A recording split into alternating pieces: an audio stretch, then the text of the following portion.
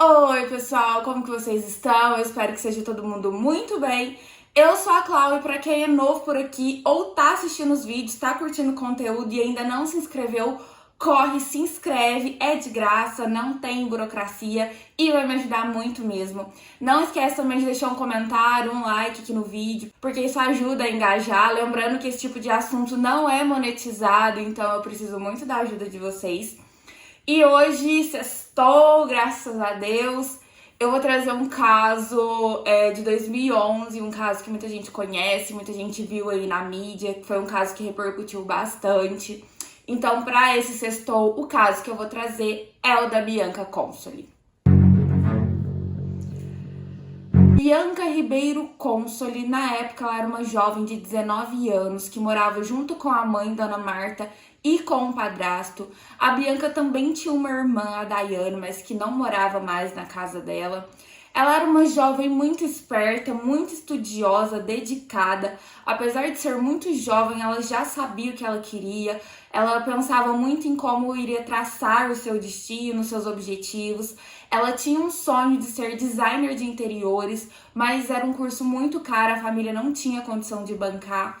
Então ela optou em fazer momentaneamente o curso de administração, porque nessa área ela ia ganhar um pouco melhor e assim ela poderia pagar o curso de designer. Naquele mês de setembro, a Bianca estava temporariamente desempregada, ela não estava com um emprego fixo, então todos os dias de manhã ela tinha uma rotina de sair, procurar um emprego. À tarde ela sempre ia para academia e à noite ela saía para ir para a faculdade. Então todos os dias da Bianca era essa mesma rotina. Procurar emprego, academia e faculdade. No quarto dela tinha até uma lista com todos os objetivos que ela tinha para a vida dela. Inclusive, ela sempre frisava que ela tinha que estudar muito para conseguir ser alguém na vida. Então, assim, ela era uma menina muito cabeça mesmo.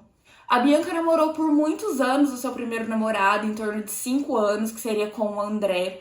Eles até noivaram e foram atrás de um apartamento para eles, para financiar. Então, mesmo muito jovens, o casal, eles já tinham uma mente firme, pensavam em se casar logo. Mas, infelizmente, no início de 2011, eles se separaram.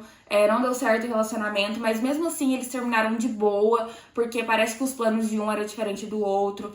Então eles manteram uma amizade muito bonita, eles não perderam a amizade de forma alguma.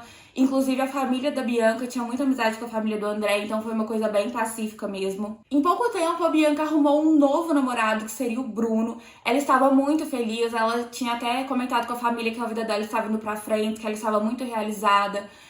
Antes do dia 13 de setembro, o dia fatídico, ela tinha arrumado até um emprego, ela tinha conseguido arrumar um serviço, ia começar na semana seguinte, então ela estava muito realizada, porque assim ela poderia começar a trabalhar, ajudar a família, ajudar a mãe, ajudar o padrasto. Ela vivia falando pra mãe: mãe, eu vou cuidar de você, até quando você ficar bem velhinha, eu vou estar lá, vou estar te ajudando. E ela tinha muita vontade de conseguir pagar o curso de administração dela sozinha, para sanar os gastos da família, para a família não ter nenhum custo com ela. Então ela estava assim, realizada mesmo. Então a rotina dela deu uma mudada. Pela manhã ela já não saía mais para procurar serviço. Ela só ia para academia e para faculdade mesmo. E no dia 13 de setembro de 2011 não foi diferente. A Bianca estava se arrumando para academia e estava conversando com o namorado Bruno por mensagem de texto. Naquela época, 2011, não tinha WhatsApp, era mensagem de texto. E o Bruno alega que no meio da conversa a Bianca sumiu, ela parou de responder ele. Ele até assim achou um pouco estranho, mas aceitou, porque poderia ser alguma falha na operadora do celular, poderia ser algum erro, às vezes o crédito da Bianca tinha acabado, tudo poderia acontecer. Então ele ficou tranquilo, mas continuou mandando mensagem pra ela e falou: olha, amor, na hora que der certo, me liga, porque eu tô um pouco preocupado, você parou de conversar comigo do nada, então assim que possível me liga. Por volta das 8 da noite, a dona Marta, mãe da Bianca, voltou para casa, só que ela estranhou, porque a casa deles era de 2 andares e o andar de cima estava com a sacada aberta. E naquele horário era para Bianca estar na faculdade, o esposo dela não iria estar em casa. E ela achou muito estranho, porque não era do feitio da Bianca sair, deixar as portas abertas e a televisão ligada. Naquele momento, a dona Marta já começou a se desesperar. Ela começou a procurar a chave dela dentro da bolsa e viu que não estava lá. Então, ela foi ficando cada vez mais nervosa. Ela correu para casa da irmã, que morava ali do lado, que seria a dona Flor, tia da Bianca. E ela falou: Flor, tá muito estranho, eu perdi minha chave, a sacada está aberta, a televisão ligada, isso não é do feitio da Bianca. Então, a dona Flor pegou e falou: olha, tem uma escada aqui, pede pro seu netinho subir lá e abrir a casa por dentro. Porque a dona Marta, ela tinha por costume deixar sempre uma chave reserva do lado de dentro da casa. E assim foi feito, seu netinho subiu na escada, passou por cima do portão e conseguiu abrir a porta de dentro para fora. E a dona Marta alega que ela e a irmã foi subindo as escadas, indo bem devagar até o rumo da sala. E nesse momento ela foi tendo um pressentimento muito ruim. A dona Marta estava com uma sensação muito ruim mesmo. E assim que elas entraram na sala, se deparou com a Bianca jogada no chão. Ela estava vestida de academia, aparentemente ela estava normal fisicamente. E aí a dona Marta achou que ela tinha apenas desmaiado, caído, batido a cabeça. E naquele desespero, o instinto de mãe da dona Marta falou mais alto, ela correu pro lado da Bianca, começou a fazer massagem cardíaca nela, falar: minha filha, o que aconteceu? Só que a dona Marta alega que assim que pegou no pescoço da Bianca, ela já sentiu uma certa rigidez, mas ela não queria acreditar que a filha poderia estar morta. Então ela saiu gritando na rua, pedindo pelo amor de Deus para os vizinhos chamarem uma ambulância. Ela gritou um vizinho dela para ele subir até lá e fazer massagem cardíaca na Bianca. Esse vizinho foi, ele começou a fazer massagem cardíaca nela, e aí ele percebeu que tinha uma sacola na boca da Bianca. E aí ele, no momento, não contou pra dona Marta, mas aí ele viu que realmente a Bianca já não estava mais ali com eles. Naquele momento já estava aquele alvoroço todo na rua, todos os vizinhos fora de casa, a ambulância chegou, pegou a Bianca, começou a dar os primeiros socorros nela, mas eles viram que realmente a Bianca já estava morta e não era uma morte recente, porque ela realmente já estava com o corpo enrijecido. O corpo da Bianca foi encaminhado para o IML e lá foi constatado que ela tinha algumas lesões. Portanto, a morte ela não tinha sido natural, nem causada por uma queda. A Bianca ela tinha marcas de luta corporal, esganadura e constatava que ela tinha sofrido abuso sexual. Fora a sacolinha que eles já tinham encontrado na boca da Bianca. A perícia chegou à conclusão que todos os atos foram cometidos em vida, então a Bianca sofreu abuso em vida, ela tentou lutar pela vida dela, ela foi esganada, então tudo isso ela sentiu na pele, tudo isso que fizeram. E, claro, ela não resistiu e acabou morrendo. O perito afirma que ela tinha sido morta em torno de 12 horas antes dela ser encontrada, devido à rigidez do corpo. Então, o DHPP começou a investigar tudo, começou aquele processo de investigação, e os primeiros suspeitos foram os familiares, porque na casa não tinha sinal de arrombamento, parece que não teve fechadura forçada, nada disso. Então, eles começaram a desconfiar que poderia sim ser alguém de dentro da casa. Então, o primeiro suspeito foi o padrasto, ele começou a ser investigado, o ex-namorado dela, o André, foi investigado, a atual namorada do André também foi investigada, porque ela tinha uma rixa com a Bianca. O atual namorado da Bianca, o Bruno, foi investigado também, e o seu cunhado também começou a ser investigado. As polícias foram investigando cada suspeito, verificando seus álibis, e todos eles conseguiam provar que estavam no trabalho, como o crime ocorreu à tarde, então geralmente as pessoas estavam trabalhando naquele horário. Todos conseguiam provar, mostrar por câmeras onde estava, né? Quem estava trabalhando, o chefe conseguia mostrar que não, essa pessoa realmente estava aqui na hora do crime. Mas tinha um que realmente não conseguia provar onde estava, tinha uma história muito confusa, que era o cunhado da Bianca, o Sandro Dota. Ele não tinha um emprego fixo, então ele sempre vivia fazendo uns bicos, como ajudante de motoboy, auxiliar de pedreiro. Então ele não conseguia, naquele momento, provar onde que ele estava. Ele falava que estava fazendo alguns bicos, como motoboy, mas esse álibi não tinha como ser provado. Realmente as polícias não conseguiam bater o horário que o Sandro estava trabalhando com o horário da morte da Bianca. Realmente estava muito desconexo. Algumas testemunhas que eram os vizinhos da Bianca falaram que viu sim o Sandro Dota ali em volta da casa dela, daquele dia 13 de setembro, à tarde. Então a polícia já começou a ficar com a orelha em pé. Isso fez dele uma pessoa de interesse, então as polícias focaram mais nele. Todos os outros suspeitos eram super solícitos. Sempre que a polícia chamava eles para ir até a delegacia, eles iam, davam seus testemunhos, falavam onde estava, mas o Sandro, ele sempre era o rebelde, ele sempre vivia falando que a polícia não vai encontrar o assassino da Bianca, não, porque olha só, já faz muitas horas, já tem dias, eles não têm prova nenhuma. Então ele sempre vivia criticando o serviço da polícia, sempre falava que não ia lá prestar depoimento, que aquilo era uma calúnia, eles querendo fazer aquilo com ele, que ele era inocente. E a sua esposa, Daiane, também acreditava firmemente que o esposo era inocente. Ela chegou até a brigar com a família dela para defender o Sandro.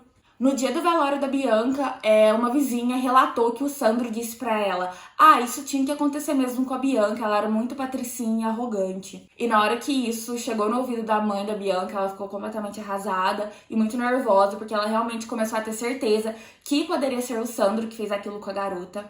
Também durante as investigações foi levantado que a Daiane pegou a chave da casa da mãe emprestada, porque sua máquina de lavar roupas tinha estragado, a Daiane tinha 2 filhos pequenos, então a dona Marta se comoveu e emprestou a chave de casa para a filha, para ela poder ir lá lavar as roupas das crianças, do esposo dela. E tanto que no dia que a Daiane foi lá lavar as roupas, a dona Marta deixou a sua chave com a sua mãe, que também morava lá próximo, que seria a avó da Bianca. E na hora que a Daiane foi lá pegar a chave, a avó dela não queria dar a chave pra ela de hipótese alguma. Ela ainda teve que ligar pra mãe dela, dona Marta, e falar: mãe, a avó não quer me dar a chave. E aí ela falou: deixa eu falar com a sua avó. E na hora que a dona Marta conseguiu falar com a mãe, ela disse: olha, Marta, você vai chorar lágrimas de sangue por estar dando a chave da sua casa pra Daiane. E aí ela falou: mãe, mas como que eu vou fazer? Ela é minha filha, ela tá precisando. E contra a vontade da avó, ela foi e deu a chave pra Daiane, muito brava mesmo. E aí a Daiane foi, lavou as suas roupas e levou a chave da mãe embora para casa. Então a polícia acredita que o Sandro tirou cópias da chave, porque depois, misteriosamente, essa chave sumiu. A Daiane não achou a chave, a mãe também não conseguiu achar a chave, e da mesma forma misteriosa que sumiu, também apareceu. Então ficou essa incógnita no ar. Durante a perícia, eles localizaram pele embaixo das unhas da Bianca, né? Porque ela teve luta corporal com o seu agressor. Então eles foram coletando material biológico das pessoas e mais uma vez o Sandro não queria fornecer o material. Ele disse que não ia fazer aquilo, que ele estava já sendo muito caluniado, que ele estava sofrendo represálias porque todo mundo estava desconfiando dele. A investigação, gente, durou por 3 meses e nesse processo o Sandro ia na televisão, ele chegou a ir até na Sônia Abrão dar entrevistas, ele falava, batia no peito que não era ele, que o advogado dele estava lá para defender ele, que também acreditava na inocência dele. O Sandro, ele é uma pessoa muito eloquente, então ele fala muito bem, ele bate no peito, sabe aquelas pessoas que falam com muita imponência? Ele é assim. E aí ele foi dando entrevistas, falando que não era ele, a esposa defendendo ele o tempo todo. Tanto que a Daiane, né, vendo que o esposo não ia fornecer material biológico, pegou uma calça que ele tinha trabalhado em uma obra como auxiliar de pedreiro e ele tinha se ferido nessa obra, então tinha sangue nessa calça. A Daiane pegou, deu para os investigadores conseguirem coletar o material biológico dele. E assim que o sangue da calça bateu com a pele que estava debaixo da unha da Bianca, automaticamente ligou que era da mesma pessoa. E aí o Sandro já foi preso temporariamente. Mesmo ele sendo preso, sabendo que o sangue que estava na calça tinha batido com o DNA da pele que estava debaixo da unha da Bianca, ele sempre dizia inocente. Vocês conseguem achar facilmente no YouTube todas as entrevistas do Sandro falando que é inocente, que não tinha feito nada com a Bianca, que naquele dia ele realmente estava trabalhando. A mãe do Sandro, que assim, é uma senhora, você vê que ela é muito simples, você fica até com dó, porque ela fala: pegaram meu filho de bode expiatório, não tinha outro, então por isso que estão fazendo isso com ele. Ela realmente, coitada, acreditava que o filho era inocente. Depois de um bom tempo batendo no peito, falando que não era ele, ele realmente desiste dessa mentira e começa a confessar que foi realmente ele que tirou a vida da Bianca. Ele chegou a gravar uma entrevista falando que foi ele, mas ele nega o estupro. Ele diz que não fez isso em hipótese alguma, que ele teve seus motivos para ter feito o que fez. Mas antes da gente entrar na teoria do Sandro, vamos entender um pouquinho quem era ele. O Sandro, ele era um ex-usuário de drogas e todo mundo diz que ele era um cara muito arrogante desde sempre. O Sandro sempre foi arrogante. A Daiane, irmã da Bianca, conheceu o Sandro em uma clínica de reabilitação para dependentes químicos. Então, o Sandro sempre via a Daiane indo lá, porque na época a Daiane era casada com o Wilson, seu ex-esposo. E mesmo a Daiane já estando em processo de divórcio com o Wilson, ela sempre ia lá aos domingos para levar as crianças para ver o pai. E o Sandro foi se aproximando da Daiane, foi cantando ela, jogando alguns verdes. Mesmo o Sandro sendo muito amigo do Wilson, ele começou a dar em cima da esposa dele, porque até então o divórcio não tinha saído. E a Daiane, ela foi correspondendo às cantadas do Sandro, sim. Tanto que ela chegou a largar do Wilson e começou a namorar com o Sandro. Só que o Sandro, ele já não tinha sido muito bem-vindo lá na casa da Dona Marta, porque em uma das visitas que a Daiane fez para o Wilson, a Dona Marta foi junto e não gostou da atitude do Sandro ficar dando em cima da Daiane, porque ele era amigo do Wilson e sabia que a Daiane tinha filhos, era casada e tudo mais. E aí passou um tempo, a Daiane pôs a mão na consciência e falou: não vou ficar com o Sandro não, vou voltar com o Wilson, que é o meu esposo, o pai dos meus filhos. Então ela foi, largou do Sandro e voltou com o Wilson. Nesse momento de reconciliação, o Wilson saiu da clínica de reabilitação, eles estavam morando juntos e tudo mais, só que aí a Daiane continuava recebendo cantadas do Sandro, e aí ela cedeu de novo, largou do Wilson novamente e reatou com o Sandro.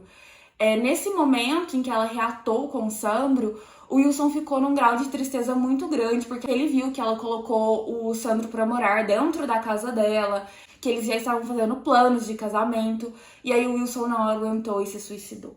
Então, assim, o Sandro, ele conseguiu acabar com a vida do amigo dele, que se diziam muito amigos, né? E assim que o Sandro entrou pra morar na casa da Daiane, eles casaram e tudo mais, só que ele não trabalhava, o Sandro, ele só vivia de bico. E quem mantinha a casa era a Daiane, ela era cabeleireira, ela tinha muitas clientes, inclusive a Bianca, ela era cliente da irmã, ela vivia indo lá arrumar o cabelo.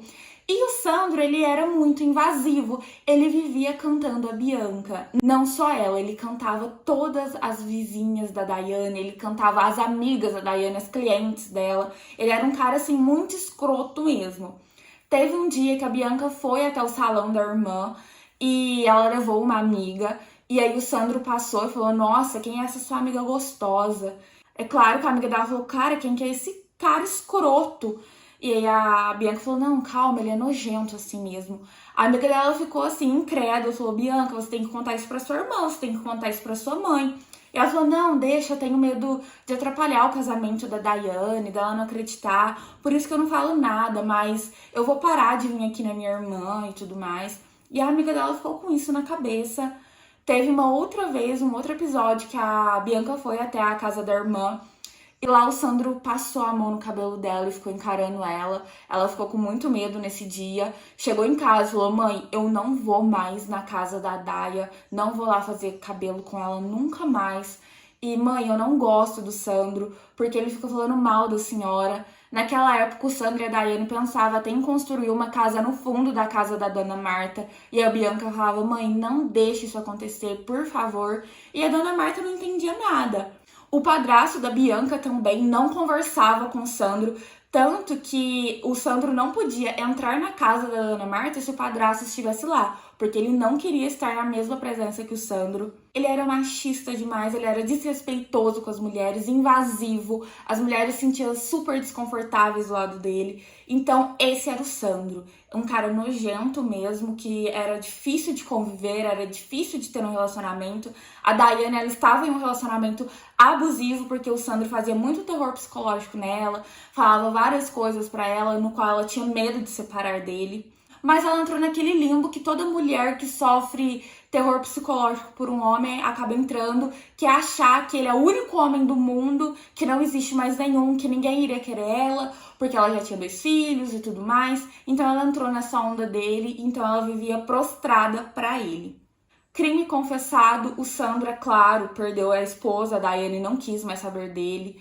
O Sandro alega que naquela semana do dia 13 de setembro, ele estava conversando com o enteado dele, filho da Daiane, e ele chegou chorando em casa porque ele tinha apanhado da tia Bianca, coisa que também foi caído por terra porque a Bianca amava os sobrinhos. Ele falou que o menino chegou com a boca toda estourada lá, porque ele foi mexer no computador da tia Bianca e ela não gostou. Então ele disse que foi até a casa dela naquela tarde pra tirar uma satisfação, ver o que tinha acontecido. E aí na hora que ele entrou, ela começou a brigar com ele, xingar ele. Ela sempre falava que ele era pobre, que ele não prestava. E aí ele se irritou porque ela começou a bater nele, e aí ele, no ímpeto, começou a bater nela, e aí os dois caíram da escada, e aí ele caiu por cima dela, ela bateu a cabeça e desmaiou, aí logo ele deduziu que ela já estava morta, por isso que ele colocou a sacolinha na boca dela, coisa que não colou pra polícia, é claro, porque a Bianca tinha sinais de esganadura e abuso sexual. Então essa história não ajudou ele em nada, é claro que ele foi lá destinado a matar a Bianca. Os policiais não acharam vestígios de sêmen na Bianca. Então, como ela tinha muitos machucados, e principalmente machucados anais, eles entendem que o Sandro queria realmente machucar a garota para ela sentir dor. Então, deduz que ele usou algum objeto para ferir ela, porque realmente ela estava muito machucada mesmo nessa parte, nessa região. E por isso também que eles não acharam sêmen dele. Ele nega tudo isso, mas contra provas, não há argumentos. E a família da Bianca sofre com isso até hoje, é claro. A dona Marta Consoli tem um canal aqui no YouTube, é só vocês colocarem Marta Consoli, que lá vai ter todas as entrevistas do Sandro, todas as entrevistas dela, vocês vão entender um pouquinho melhor, mais detalhadamente esse caso. O Sandro inicialmente foi condenado a 31 anos de prisão em 2013. Em 2014, essa pena foi diminuída para 24 anos e em agosto de 2017 caiu para 21 anos e 4 meses porque ele confessou o crime. Até hoje ele está preso, ele não teve nenhum benefício de semiaberto, nada disso. Todos os policiais, delegados, investigadores, peritos que estiveram na presença do Sandro relatam que ele é um homem extremamente frio, calculista, manipulador, narcisista e tem vários sinais de psicopatia. Esse é o Sandro Dota, assassino da Bianca Consoli, que era simplesmente uma jovem de 19 anos que não aceitava o que esse homem fazia com a irmã, não aceitava a postura dele, queria ter uma condição melhor para a vida dela e ele realmente morria de inveja dela, morria de desejo por ela, porque não faz sentido o Sandro ter feito tudo isso com uma menina que não fez absolutamente nada para ele. Um ponto curioso desse caso também que eu vou trazer para vocês é que lembra daquele primeiro namorado da Bianca, o André? Então, ele sofreu um acidente de carro um mês após a morte da Bianca e ele também veio a falecer. Então, 30 dias depois que a Bianca faleceu, ele também faleceu. A família do André e a família da Bianca chegou num consenso de fazer um túmulo para os dois, somente para eles, porque eles realmente acreditavam que eles eram almas gêmeas e que eles tinham que ser enterrados lado a lado.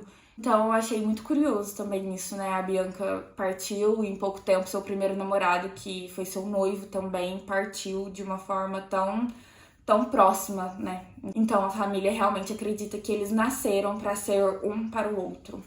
E foi esse o nosso caso brutal de hoje, galera. Espero que tenha dado para entender o crime, pra gente entender um pouquinho quem era esse cara.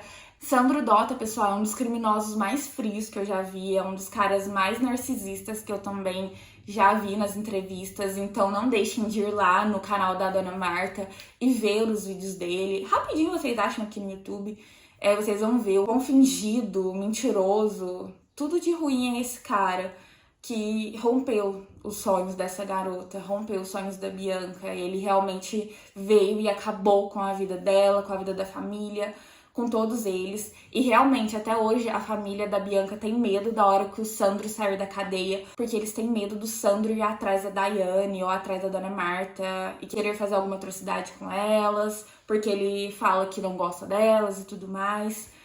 Mas é isso, gente, mais um crime contra a mulher, um crime contra uma jovem que tinha tudo pela frente. Vamos sempre se atentar aos sinais.